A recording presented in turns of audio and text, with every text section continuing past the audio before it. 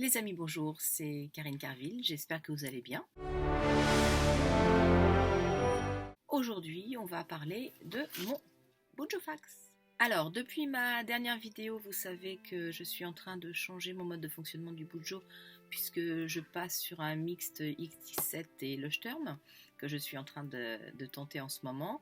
Je vous montrerai ça un petit peu plus tard avec ce qui se passe. Mais vous savez aussi que pour l'instant, sur le mois de juin, je suis toujours sur mon Filofax.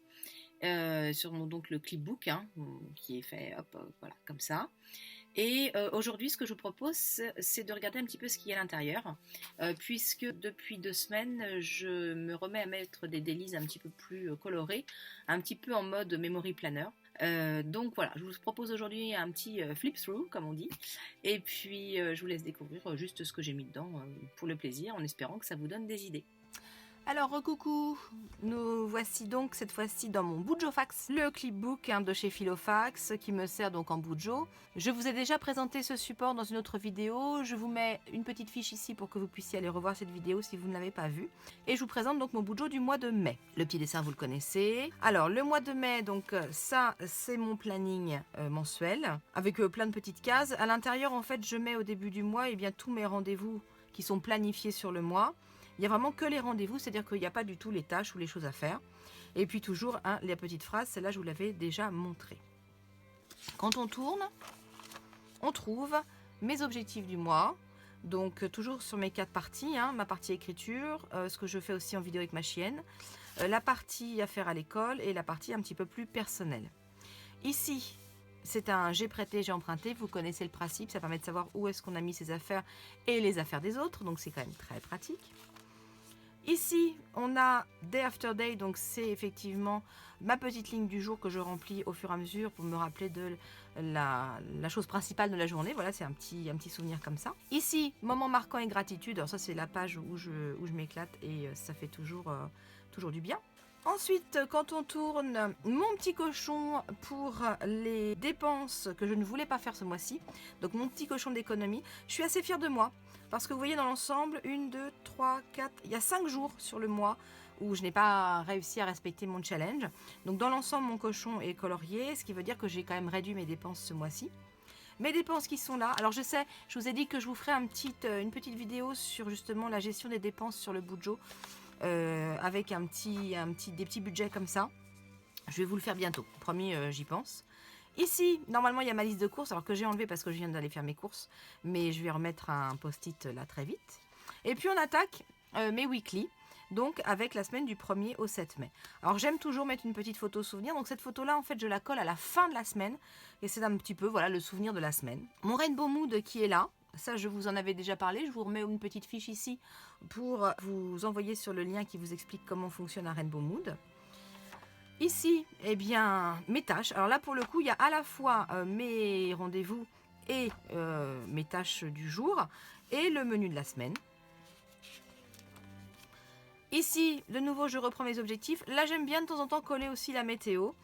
Et puis là, il y a mon tracker de pas. Un petit emploi du temps pour ma classe. Là, on arrive sur mes journées de classe. Voilà. Là, on arrive. Alors, ça, c'était une dédicace que j'ai fait avec des emails que j'ai récupérés, mes ventes qui sont là. Ici, ça, cette page-là, je l'aime bien, même si elle n'est pas beaucoup remplie, mais j'espère que pendant les vacances, elle va se remplir davantage. Ici, j'ai fait un tracker de jeux de société parce que mes enfants et ma fille plus particulièrement me demandent souvent de jouer aux jeux de société et on n'a pas toujours le temps. Donc du coup, je mets les jours du mois, je mets les jeux auxquels on joue et puis j'ai un petit tracker, j'ai gagné, j'ai perdu ou égalité sur nos soirées de jeux de société. Là, c'est un petit truc sur prendre soin de soi, mais il n'est pas présenté comme je veux. Là, de nouveau, des pages de travail. Là aussi, c'était ce que je fais mon vendredi après-midi à l'école, puisque j'ai pas les enfants, mais je travaille quand même. Et là, on arrive sur la deuxième semaine, donc la semaine du 8 au 15 mai. À partir de là, il y a 2 choses qui changent. D'une part, j'ai décidé de fonctionner en memory planner sur cette semaine, donc en insérant beaucoup de souvenirs et des choses peut-être un peu plus qui tiennent du journal intime. Et puis le Rainbow Mood, suite à la discussion qu'on a eue sur des groupes Facebook ensemble, où vous m'avez dit oui mais comment traquer parce qu'on n'a pas une seule humeur dans la journée, etc. Donc j'ai divisé effectivement en 3 parties mon Rainbow, le matin, l'après-midi, le soir. Le côté très intéressant, c'est que je me rends compte au fil des semaines que mes tâches, ma productivité en fait, elle apparaît surtout le soir. Donc ça veut vraiment dire qu'il faut que je mette mes tâches à faire plutôt le soir. Je suis quelqu'un qui travaille mieux le soir que le matin. Là, bah, mes rendez-vous, en gros, hein, bah voilà. Alors là, pour le coup, je fais un tout petit weekly, puisque comme mes délices vont être plus importants, bah, je mets juste mes rendez-vous et dans mes délices, je reporterai mes tâches. Là, toujours un petit menu qui est là. Et puis les délices que j'attaque, en mettant la date, bien évidemment toujours. Je me fais un petit planning horaire avec des petits codes couleurs pour savoir ce que je fais. Du coup, je mets aussi, bah voilà, les choses un peu plus personnelles. Là, on avait été voir les Power Rangers avec ma fille, super. La liste des tâches que j'avais même fait comme un petit agenda et que j'avais tenu, c'était trop bien. Et on continue comme ça. Donc là, ce sont de nouveau des délices. Donc là, j'ai mon mardi et mon mercredi en délices. Voilà, on a été se balader, tout ça. Là, c'est du boulot. Donc mon mardi, mon mercredi d'école. Une petite wishlist, voilà, que j'ai mis là parce que je savais pas où la mettre. Et là, un essai de menu, alors que j'ai trouvé sur un groupe Facebook. Alors je ne sais plus qui avait fait ça, mais j'ai trouvé ça super sympa. En fait, chaque jour de la semaine, il y a une thématique pour manger. Alors moi, je prends ça pour le soir parce qu'en fait, je suis pas là le midi, donc c'est plutôt pour le soir. Mais voilà, le lundi, c'est plutôt une base pâte, le mardi, une base off, mercredi, du riz, jeudi, un truc fun, donc burger, crêpes, machin. Elle a des exemples à chaque fois en dessous. Le vendredi, pâte à tarte, le samedi, cuisine du monde, et le dimanche, les restes. Donc j'ai trouvé ça intéressant pour éviter d'avoir à chaque fois à cogiter sur qu'est-ce qu'on mange aujourd'hui. Au moins il y a une sorte de petit rituel qui est fait, à l'intérieur duquel après on peut adapter et faire plein de choses bien évidemment. Rétro-planning de la solitude, en fait c'est un diagramme de Gantt qui permet de planifier mes tâches par rapport à mon livre et de savoir quand je dois faire quoi. C'est pas gagné de pouvoir le respecter, mais on va voir ce que je peux faire. Là de nouveau une ou deux voilà, journées d'école. Là, de nouveau, mes délices, donc là, c'est mon jeudi, avec voilà, une petite image, parce qu'on a été parti se balader, donc ça, c'est une image, un souvenir d'hier. Ça, c'est un petit papillon qu'une de mes élèves m'a offert, donc du coup, il a atterri dans mon bujo. Mon délice de vendredi, avec les tâches à faire. Alors, du coup, ça fait beaucoup plus fouillis, fourre-tout, etc. Mais bon, voilà, en ce moment, j'aime bien, je trouve ça assez fun, donc on va continuer un petit peu comme ça.